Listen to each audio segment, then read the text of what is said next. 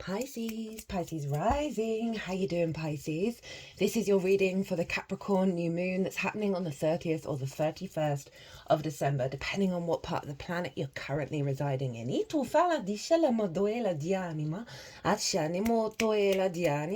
Hello and welcome. My name's Chloe. I work with card divination, astrology, and I channel multi-dimensional energies through my body. And this is going to be happening throughout the reading, and it's bringing in healing, attunement, and activation codes, and showing up most prominently through the physical and vocal light language. Now, at the time of recording this video, the ascendant is in Pisces, so we're really tapping into your energy, my lovelies. I read for the rising signs, and so for those of you who don't have Pisces in the first house, look to the house it does fall in your natal chart. Look to the themes of that house, and you want to apply those themes along with all the other meaning you've got going on in your chart. It will be as if that Pisces energy, wherever it falls, has now energetically moved to the first house. So the astrology for the rising sign will always link in. You've just got to add on your own natal chart meaning on top of it. For example, I've got Pisces up in the 8th house, so I'd apply the themes of the 8th to this reading, as well as I've got my part of fortune there. That's it. My Pisces energy is pretty scarce. So that just gives you an example of how to apply that. As always, take what resonates and leave what doesn't. Now, a bit of housekeeping. There is a competition at the moment. You want to go check out my latest short. There are 3 readings up for grabs. You've got till the 19th of January to enter the competition. Just watch the short. That will explain everything. Also, at the moment, there is 50% off all personal readings linked into the Mars retrograde. If you want to take me up on that offer, email me directly on that one. So, this new moon in Capricorn is obviously happening just before the calendar new year. So, we've got this big, fresh new energy coming in, right? That's helping us build for the long term. Now, where do you have Capricorn, my lovely Pisces? Well, that's in your 11th house, the house of good spirits, right? This is your hopes and dreams, friends, groups, and alliances, and reaping the benefits from your 10th house, which is your life purpose, career house. So a big new moon here, being ruled by Saturn, who's in your sign, so which I will get to.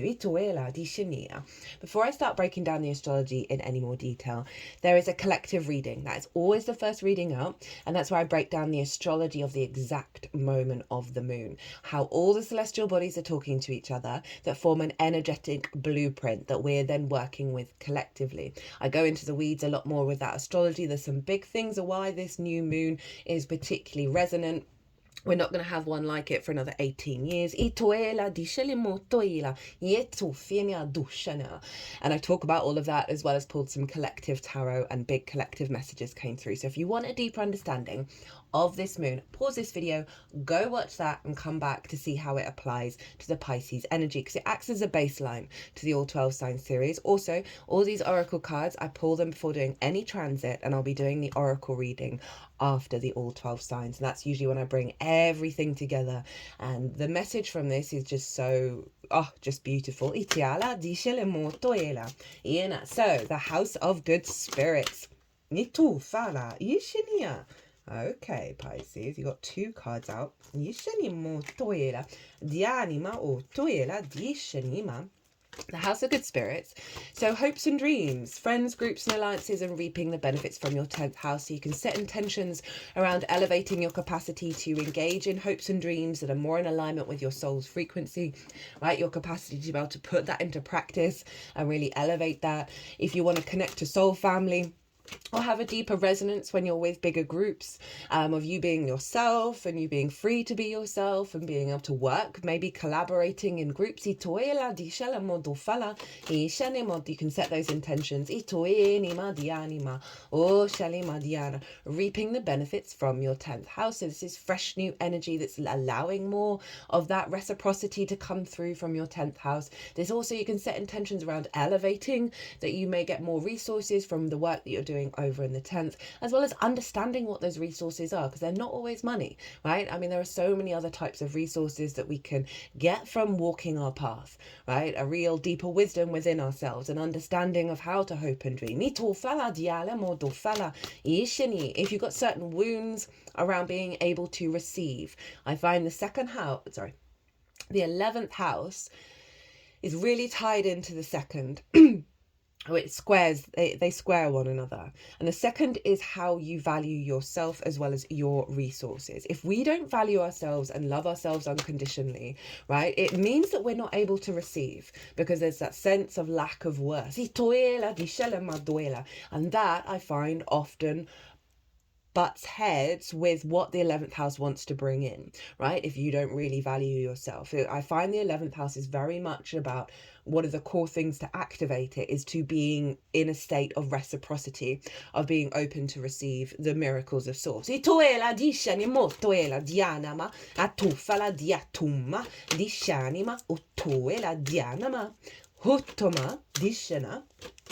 So that's a really powerful energy that you might want to tap into, you know, asking the sun and the moon to help reveal to you where there are blocks around that, at the same time as amplifying your capacity to receive.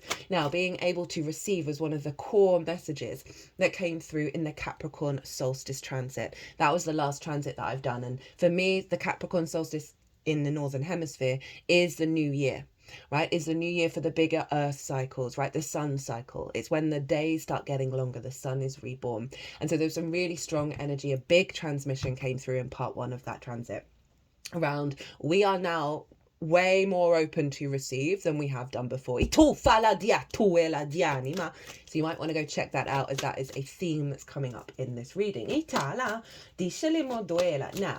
Pallas Athena is in the sign of Capricorn, and she's an asteroid, and she represents long-term planning, the ability to be the eagle in the sky, right? Not being lost in the hot-headed moment of rash decisions, right? This is the capacity for us to be able to plan and build in the long term. Now, this is all feeding into the moon, who is at her darkest, the most receptive. She is our unconscious body, whether our needs are being met or not, and how to give and receive nourishment.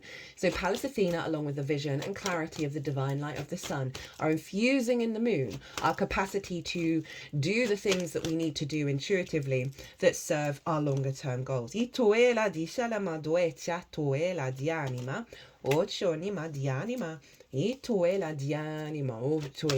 So she's really helping us think, you know, really apply ourselves for that longer term energy, and very appropriate for Capricorn, which is about the longer term goals, right?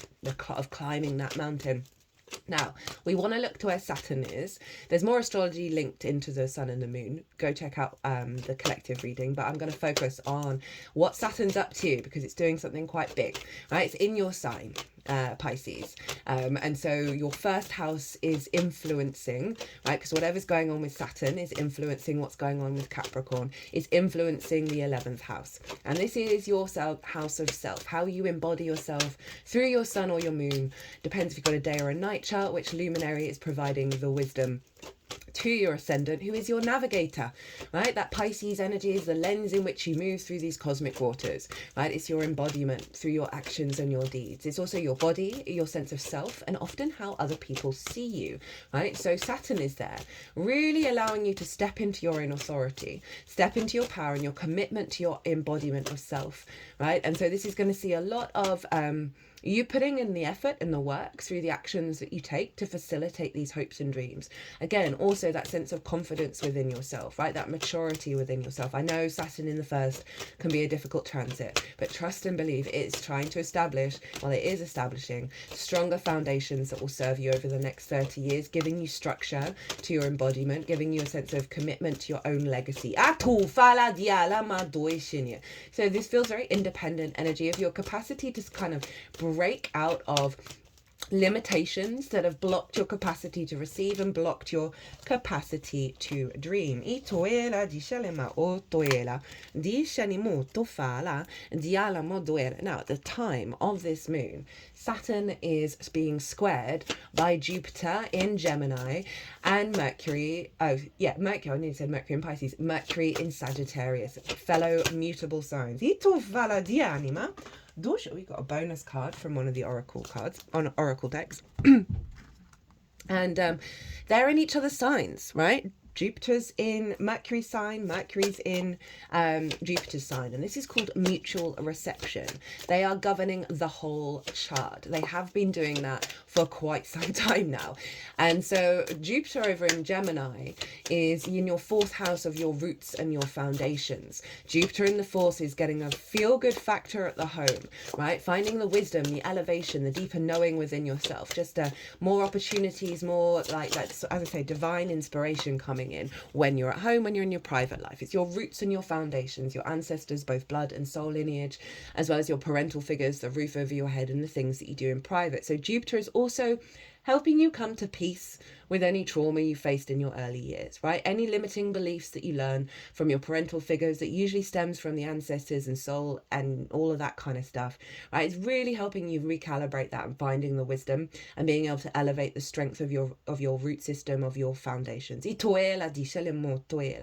know, as I said, you got a lot of inspiration coming through. So this is all feeding into Saturn, right? Of how you see yourself, how you move through the world, how you commit to your embodiment. Of this sort of elevation, right? Energy. So it really feels like you're moving beyond some limitations with this. That there's a real strength of character coming in that's allowing you to activate the higher level of the 11th house. Mercury is up in Sagittarius, which is your 10th house, which we've already mentioned, right? This is your life purpose, your career. Career doesn't have to be life purpose. It can just facilitate it. Visibility and reputation, how the big outside world sees you, is also linked into bosses. So you've got this blend between your root system, your home, your career, and your life path, right?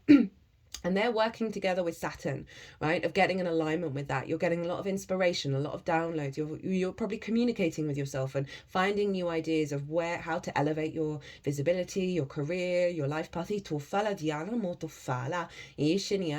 getting those downloads about the 10th house that's feeding into the 4th house of how to put it into practice, right? And they're both square Saturn, right? And this is about big building energy. It forms a T-square. The release point of the T-square is Saturn. So this is all about you stepping up to your own authority, your own power, and your own ability to put into practice, walking your talk from a strength of sovereignty.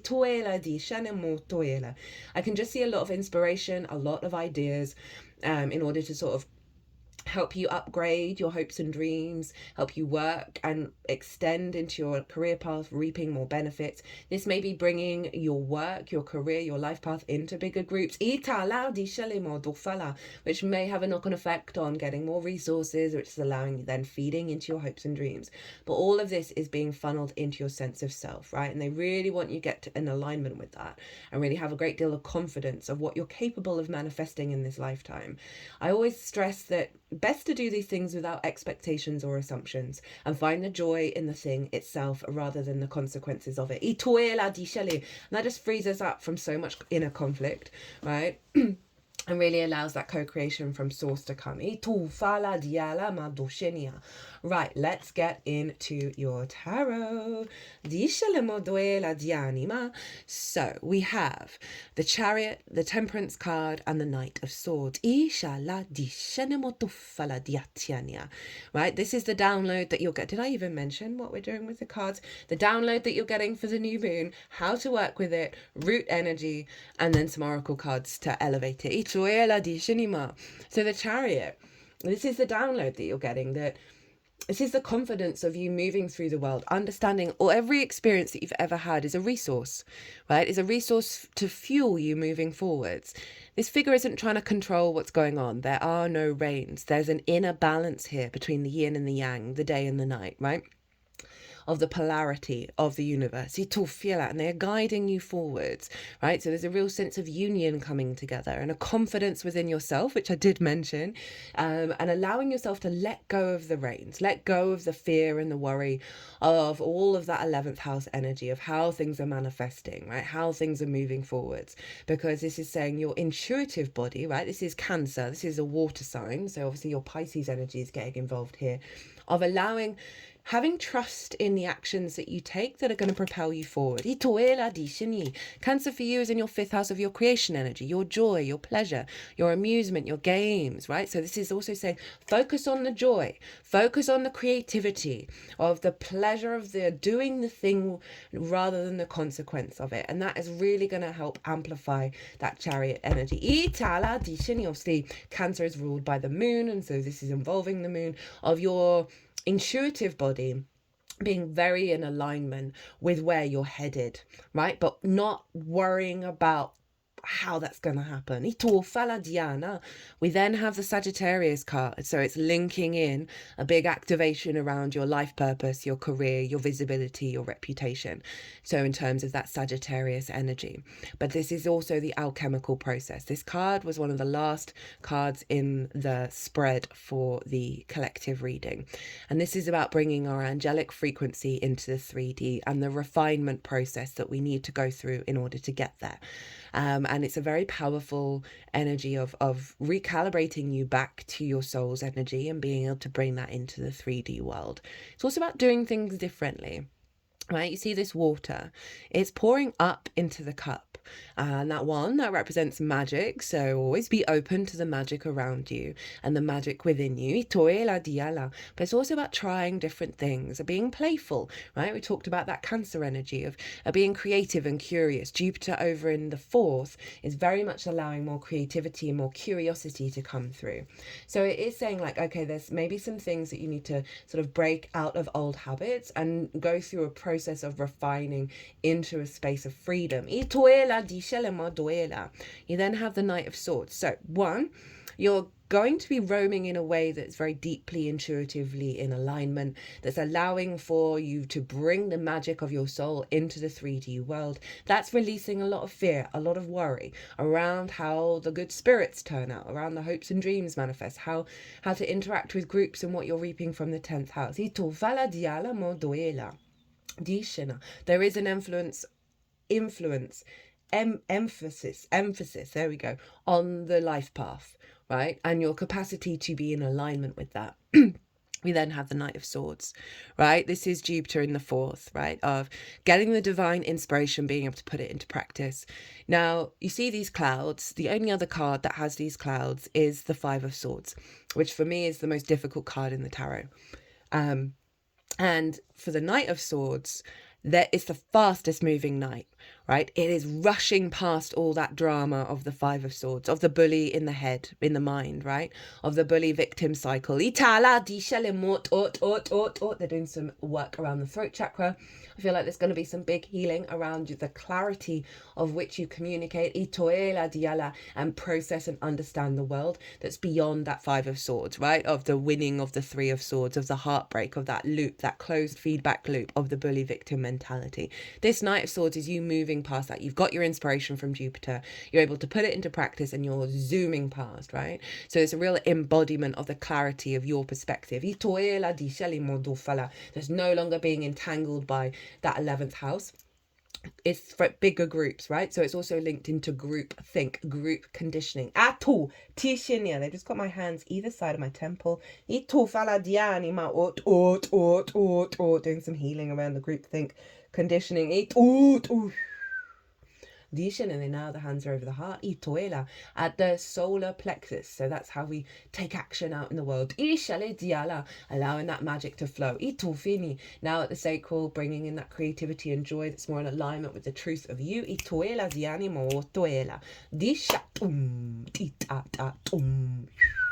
Diana. Okay, how to work with this energy. Diala, we have the 10 of Cups in reverse, the Lovers, the 9 of Cups, and then the King of Wands. Now, this message is really clear, right? 10 of Cups in reverse.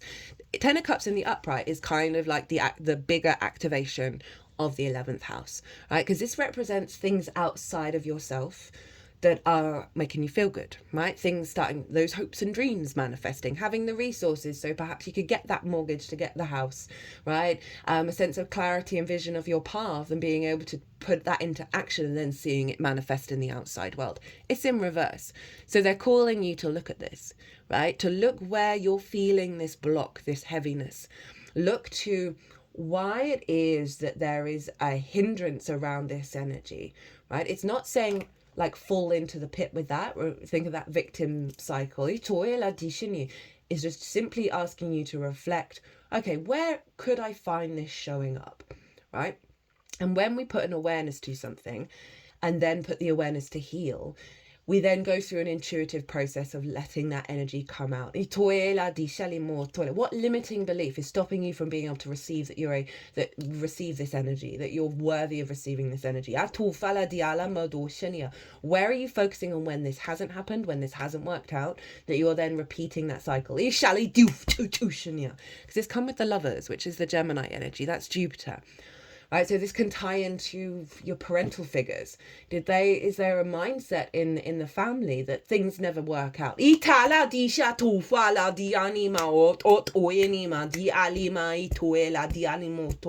there something from your ancestors, a wound that you're carrying? Maybe do some ancestral healing. You don't even have to know what it's about, but just open up to where are there blockages in the ancestral line, in the soul line, that where this has been a very prominent energy, and do some big healing with that, because this is the Gemini, this is at home, this is your roots, your foundations, your ancestors, your parental figures. So one, you can work on the wounds of that, as well as falling in love with yourself again, with your roots, with your foundations, what's true to you, right? That Jupiter energy is providing a lot of support and a lot of wisdom to break out of these patterns. And it's also saying, okay, this is about integration of self, the feminine, masculine, and spirit together, right? Of doing some deep healing work on yourself to bring that into an alignment, right? This is about unconditional love.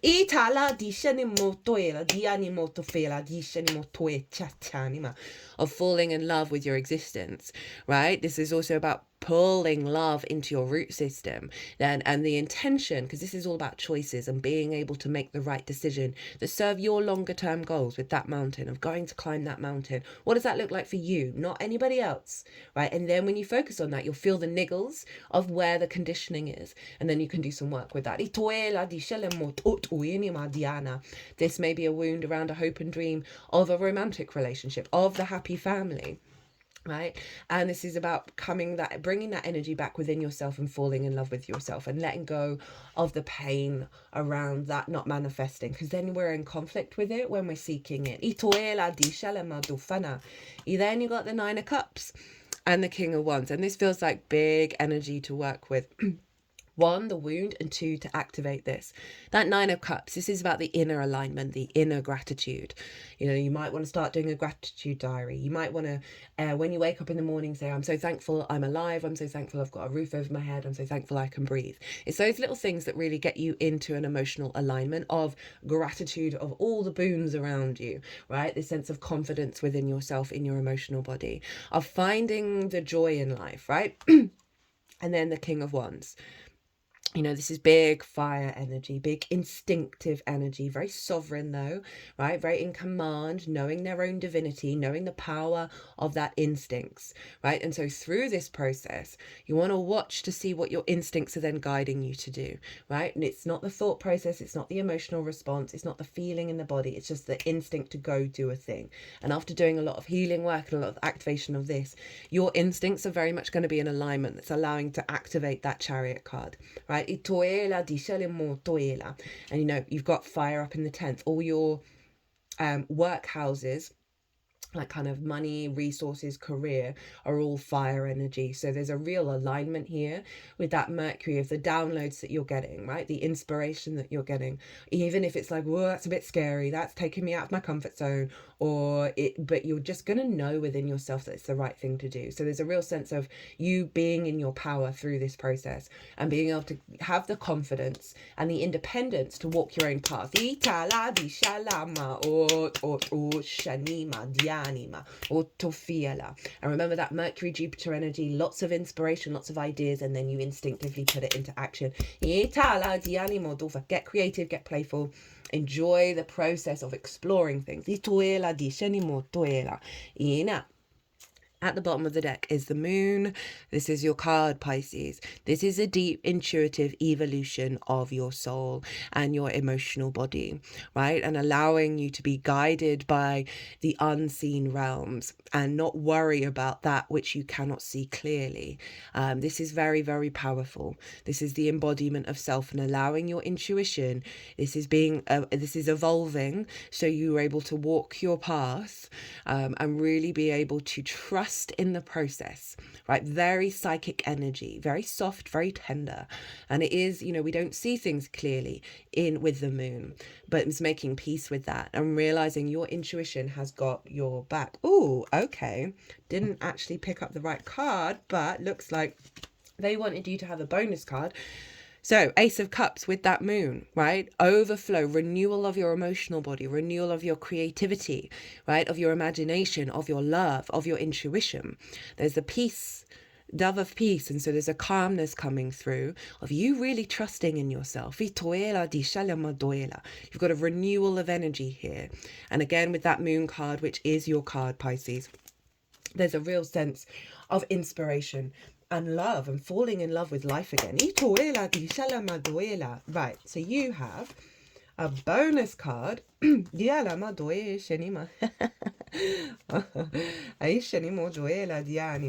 they wanted me to read from Rainbow Brainskull first, and I chuckled because I just turned it over because I hadn't seen what it is. Summon the otherworldly. I mean, you have the power to bring forth energy from all other dimensions. Everything mind-blowing in this realm was brought here by someone daring enough to usher it in. Make this world a stranger, more beautiful plane of existence. I mean, that's so beautiful, and that really is summing up a lot of the message of allow that magic to come through, allow your openness, allow your path to be linked into your frequency and not that group think, right? The confidence to be able to engage in this, and that's doubled up by that moon energy. When we have a balance between the material and the non-material realms, that's when we really step into our power. Perhaps there's been a wound around you being your weirdo self. I say that with love, as I am a fellow weirdo, with the kind of collective energy, that group think energy, and you may have pulled back from that, right? Because that's going into the lack of being able to receive, because it's not being able to give the fullest of self. Okay, first up from the Shaman's Dream Oracle, you remember we've got two cards from here. We have the Joyful Muse, Inspiration, the gift of play in a child. Remember the Cancer card, the Chariot is Cancer, which is your 5th house of your inner child, right? So doing a lot of activations around the wounds of that inner child and allowing the play to come out. The Joyful Muse invites you to be more playful, to have more mirth and joy in your life. You've become boring to yourself, even as others continue to find you interesting. Circumstances have dulled your edge and it's time to change. Not the things around you, but your attitude.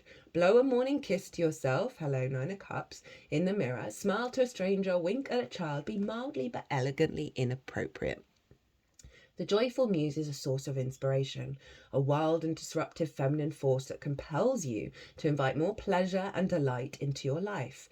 Give yourself permission to be mischievous and find the humour in the tragedy while careful not to become frivolous. The power of this muse will shake up everyone around you and invite you to create beauty and grace out of the pain and tragedy you perceive in areas of your life. The Joyful Muse often comes at a time when darkness prevails and the future seems dour. Embrace her gifts, being playful without being silly. Invite the child inside you to come out for a play date, and he or she will help you to return to your innate innocence. The place of never been there, never done that, even if it's the same routine you wake up to every morning. That's beautiful. And again, a lovely reflection on what's already come through, like doubling down of being present and finding the play, finding the joy. You've got, as I said, a lot of inspiration coming from Jupiter and that Mercury dynamic. Put it into practice without expectations and assumptions of how it's going to turn out. Enjoy the process. Your bonus card, 23, Fortune's Wheel. This is a Jupiter card. Luck and right timing. A turn of fortune. The Fortune's Wheel is a sign that luck has found the right timing in your life. You have the magic touch and everything turns to gold. There is nothing you can do wrong. You only need to hold what you desire as your intention, and it becomes true. Do not waste this power on trifling things. Dream big, for surely this opportune moment will pass, such is the nature of Fortune's Wheel. Use the creative power of the Fortune's Wheel for the benefit of others, and the gifts will be returned to you tenfold. Use it only for your own gain, and you will be left impoverished with the bitter taste of squandered opportunity. Whenever I read that, I'm always like, well, yes and no. You doing the work for yourself, you finding that joy and that resonance at a deeper, more meaningful level in the way that you create and manifest and put things into action, is allowing that energy to be more readily available to the collective. So everything that we do for ourselves and the inner work and the integration and the upgrading is not a selfish act. Obviously, with the intention, you add on the collective energy, that's always going to magnify it. But don't do it and sacrifice yourself in the process, because that's not what this reading is about. Fortune's Wheel comes unannounced. Notice the earlier signs, the coincidental encounters, and the seemingly magical and synchronistic events that herald its arrival. That call, that email, that invitation, that chance encounter was no accident. They all were choreographed by Fortune. Do not wait any longer. Carpe diem. Recall your boldest and noblest longing and invite it into your life. This invitation is all that is required. Ooh, Pisces. Love this. Really enjoyed this reading. If it resonated, hit that like button. Leave me a comment. Honestly, it brings me so much joy. What else? Housekeeping. Yeah, again, if you want to enter the competition, go check out my latest short. If you want a private personal reading on the Mars retrograde, 50% off. If you want a personal reading, my website is everywhere. If you want to pay by PayPal, email me directly. Same goes for the Mars retrograde. Other than that, my lovely Pisces, be good to yourself, play, find the fun, be good to those around you, safe travels, and be well until we meet again.